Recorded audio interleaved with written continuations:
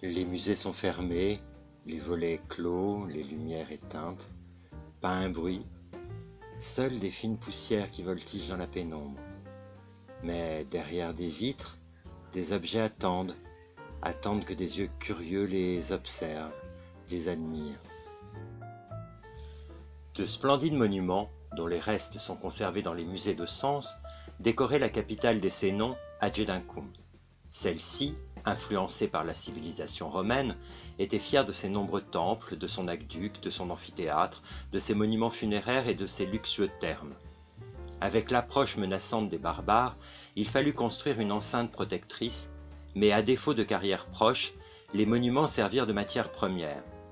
Cette muraille a été détruite seulement à partir de 1840, et les nombreux blocs retrouvés dans sa partie inférieure sont le meilleur témoignage de la richesse de la ville gallo-romaine. Une trentaine de blocs, issus de la partie sud de l'enceinte, ont attiré dès leur découverte l'intérêt des savants locaux, dont Gustave Juliot, président de la jeune Société archéologique de Sens.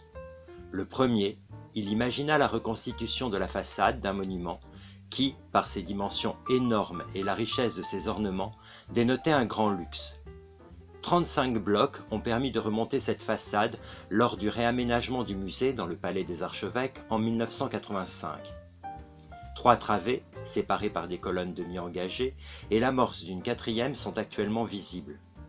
Des baies de cette dimension, 1,80 m par 3,70 m, ne pouvaient appartenir qu'à de grands édifices de bains, particulièrement ceux construits à la fin du 1er siècle et dans le courant du 2e.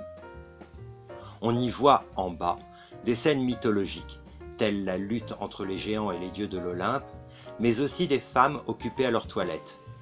De grandes divinités olympiennes décorent les parties supérieures. Un croissant de lune sur sa chevelure permet d'identifier Diane montée sur un quadrige. Vénus sortant des flots dans un grand coquillage l'accompagne.